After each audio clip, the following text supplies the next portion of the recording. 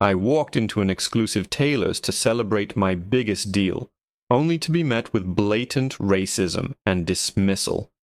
Little did the tailor know, the delivery driver he insulted was about to become his new landlord. The city skyline gleamed outside my office window, a testament to steel and ambition. My ambition. I'd just closed the biggest acquisition of my career, a 9-figure deal that put my tech company, Innovate Dynamics, firmly on the map. The dopamine was still singing in my veins. You know that feeling, when years of sleepless nights and relentless grinding finally pay off in one glorious sun-drenched moment. That was me, and I wanted to share it. Not with a stuffy corporate party, but with the 2 guys who'd been in the trenches with me from day one, David, my COO, and Kenji, my CFO. So, I'd planned a surprise. I booked a private fitting at Abernathy's Fine Tailoring, a place spoken of in hushed, reverent tones. It was the kind of old-world establishment that didn't have a flashy website, just a reputation as solid as the oak door that guarded its entrance. They'd supposedly tailored suits for presidents and movie stars. It was a symbol, a way of saying, "We've arrived." I'd made the reservation weeks in advance under the company name, securing a coveted Saturday afternoon slot. We were all getting custom suits, my treat, a wearable trophy for our victory. When the 3 of us walked up to the heavy oak door that afternoon, the anticipation was electric. David was practically vibrating with excitement, and even the usually stoic Kenji had a broad smile on his face. Pushing the door open felt like stepping back in time. The air smelled of cedar, leather, and old money.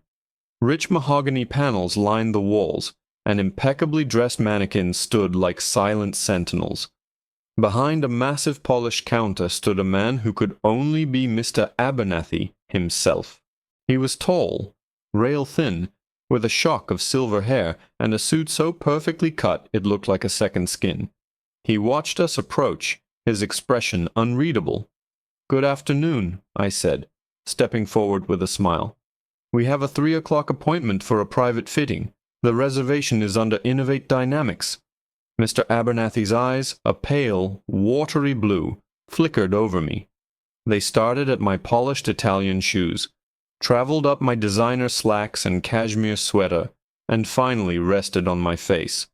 The journey took a fraction of a second, but in that moment, the entire atmosphere of the store shifted. It was like a cold front had rolled in. The polite, neutral mask he wore cracked just a little, revealing something hard and ugly underneath. "I think you must be mistaken," he said, his voice smooth but icy. "We have no such appointment." I kept my smile in place, practiced from years of difficult negotiations. "I'm sure it's in there," I said calmly.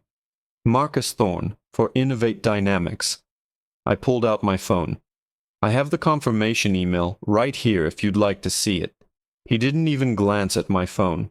He looked past me, at David and Kenji, who were starting to look uncomfortable. "We are a very exclusive establishment, sir. We do not have walk-in availability." The emphasis on "sir" was laced with a patronizing tone that made the hairs on my neck stand up.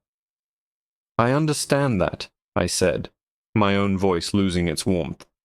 "Which is why I made a reservation a month ago, for 3 people, at 3 o'clock. Abernathy leaned forward slightly, placing his manicured hands flat on the counter. He lowered his voice, a conspiratorial whisper laced with venom. "Perhaps I am not being clear. We have a certain clientele, and we are fully booked today." The implication hit me like a physical blow. It was so blatant, so archaic, I almost couldn't believe it. David started to speak, a furious, "What the hell?" forming on his lips, but I shot him a subtle look to stay quiet. I wasn't going to let this man's bigotry derail us. I was the CEO. I handled problems. "I'm not a walk-in," I repeated, my voice now as cold and hard as his. "I am a client with a confirmed appointment. Here is my confirmation." I held the phone out, the screen glowing with the email from his own shop. He finally looked at the screen, his eyes scanning the name Innovate Dynamics. A flicker of something, recognition perhaps, crossed his face before being replaced by a slow, smug smile that didn't reach his eyes. It was a truly ugly expression. He looked back up at me, his gaze sweeping over me one last time, full of dismissal and disdain. "Ah, I see the confusion now," he said, his voice dripping with condescension. "We are expecting the CEO from Innovate Dynamics." He paused, letting the silence hang in the air before delivering the final, crushing blow. "You must be the delivery driver. You can leave the package at the back door. The actual client should be arriving any moment." The air crackled with a silence so profound you could hear the dust motes settling on the bolts of silk. David took a sharp breath, his knuckles turning white as he clenched his fists. Kenji simply stared, his face a mask of cold fury. For a moment I didn't move. I just let the man's words hang there, a foul, ugly stain on the polished atmosphere of his precious store. Delivery driver. He saw my skin, not my success. He saw a stereotype, not the 9-figure deal I'd just closed. In that moment, he wasn't just insulting me. He was insulting every late night, every risk, every sacrifice that had brought me to his door. A slow, cold anger, far more dangerous than the hot flash of fury, began to build in my chest. It was a familiar feeling, one I had learned to channel not into noise but into power. "David," I said, my voice dangerously calm. I didn't take my eyes off Abernathy. "Don't." David looked like he was about to explode, but he subsided, trusting my lead. I took a slow step closer to the counter, invading Abernathy's personal space. I leaned in, just as he had, and lowered my voice to a confidential whisper. "The problem with making assumptions," I said softly, "is that you often end up looking like a complete and utter fool." I reached into my jacket, and for a split second, I saw a flicker of fear in his pale eyes. I slowly pulled out my wallet, opened it, and slid my business card across the polished mahogany. It was thick, embossed cardstock, with a simple, elegant design. It read, "Marcus Thorne, Chief Executive Officer, Innovate Dynamics." Abernathy's gaze dropped to the card. I watched his eyes scan the words, then widen. He looked from the card back to my face, a wave of sickening comprehension washing over him. The smug superiority vanished, instantly replaced by a frantic, panicked scramble. The color drained from his cheeks, leaving behind a pasty, desperate pallor. Mr. Thorne," he stammered, the smooth condescension gone, replaced by a pathetic, sycophantic tremor. "My deepest apologies. A terrible misunderstanding. I didn't... With the casual attire, I just assumed..." He laughed, a high-pitched, nervous sound that grated on my ears. "Of course, your private fitting is ready. Right this way. We have the finest champagne on ice for you and your associates." He gestured wildly towards the back of the store, his hands flapping like frightened birds. His sudden groveling transformation was more repulsive than his initial bigotry. The racism was honest in its own vile way. This fawning was pure greed.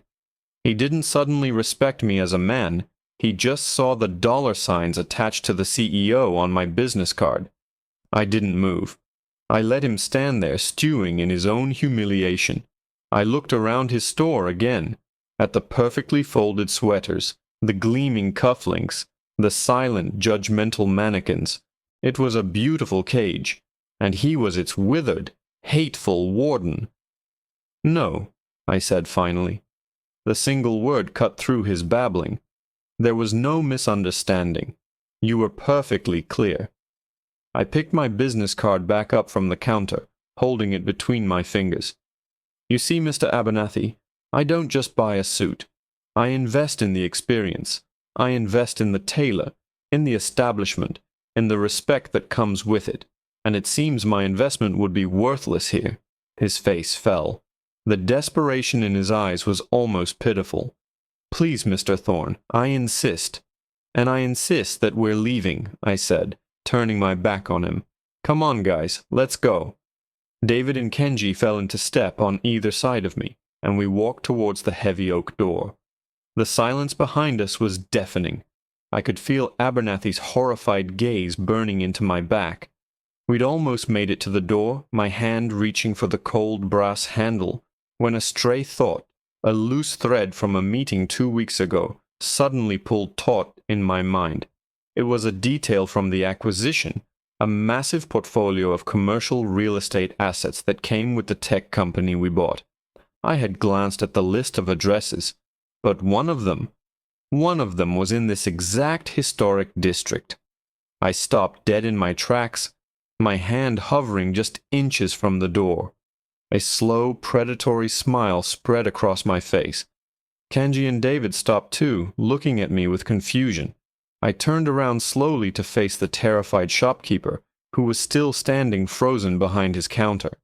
I held up my phone, not to show him an email this time, but as if I were checking an address. "You know, Abernathy," I said, my voice filled with a newfound, almost gleeful calm. "This is a beautiful building, truly a classic piece of architecture. It reminds me of a property I was just reviewing in the portfolio of our latest acquisition." I looked him dead in the eye, letting the smile widen. "Tell me, do you own this place, or do you lease?" Abernathy's jaw went slack. The remaining color drained from his face, leaving him looking as old and brittle as the antique ledgers on his shelf.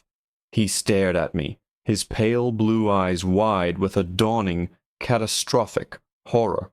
He didn't need to answer. The sheer panic that radiated off him was answer enough. He was a tenant, and I, the man he had just mistaken for a delivery driver, was his new landlord. The delicious, poetic irony of it was so thick I could almost taste it.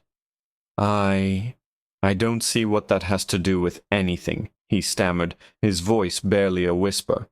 He was trying to bluff, but his hands were shaking so badly he had to grip the edge of the counter to steady them. My smile didn't waver. "Oh, it has everything to do with everything," I said, taking a slow, deliberate step back into the store. David and Kenji exchanged a look behind me, the dawning realization on their faces a mirror of Abernathy's terror. "You see, I have a certain standard for the businesses that occupy my properties. We have a clientele to consider." I threw his own venomous words back at him, and I saw him flinch as if I'd physically struck him. I walked leisurely around the store, running a hand over a bolt of impossibly soft cashmere. "Innovate Dynamics isn't just a tech company anymore, Mr. Abernathy. We're diversifying. We now own one of the largest commercial real estate portfolios in this city, including this entire block." I paused and looked at him, letting the weight of that statement sink in. "Which means that your lease is now with me." He looked like he was going to be sick. He opened his mouth, but no words came out. Just a dry, pathetic clicking sound. "I was reviewing the tenant files just last week," I continued, my voice conversational, as if we were discussing the weather. "And I do believe your lease is up for renewal in 60 days? I feigned a look of thoughtful contemplation. "You know, we're planning a major revitalization of this district. We want to bring in fresh, modern, forward-thinking businesses. Businesses that align with our company's core values. Values like inclusion, respect, and innovation." I stopped in front of his counter again, leaning on it casually. And a stuffy, outdated establishment run by a man with even more outdated views. Well, that doesn't really fit the brand we're trying to build, does it? The truth hit him like a freight train. This wasn't just about a lost sale anymore. This was about his livelihood, his legacy. His entire world contained within these mahogany-paneled walls was about to crumble because of his own bigotry. Please, he finally choked out, the word thick with desperation. Mr. Thorne, it was a mistake. A terrible, unforgivable mistake. I'll do anything. A lifetime of free suits. For you. For your friends. I laughed. It wasn't a happy sound. It was cold and sharp. My friends and I can afford our own suits, Mr. Abernathy. What we can't afford is to do business with people like you. I stood up straight and buttoned my jacket. The finality of the gesture was not lost on him. You'll be hearing from our legal department regarding the non-renewal of your lease, I said, my voice all business now. They'll give you the standard 60-day notice to vacate the premises. I'd suggest you start packing. With that, I turned and walked out the door, David and Kenji flanking me. The fresh city air felt incredible. As the heavy oak door clicked shut behind us, sealing Abernathy in with the consequences of his actions, David let out a low whistle. Man, he said, shaking his head in disbelief. That was brutal and beautiful. Kenji clapped me on the shoulder, a rare grin spreading across his face. Now that, he said, is what I call a hostile takeover. I looked back at the gleaming windows of Abernathy's fine tailoring. Soon, that sign would be gone. In its place would be something new. Something better. We never did get those suits that day, but I didn't care. The satisfaction I felt was far more custom-made, far more perfectly tailored than any piece of clothing could ever be. It was the feeling of karma delivered with interest, and it fit me perfectly,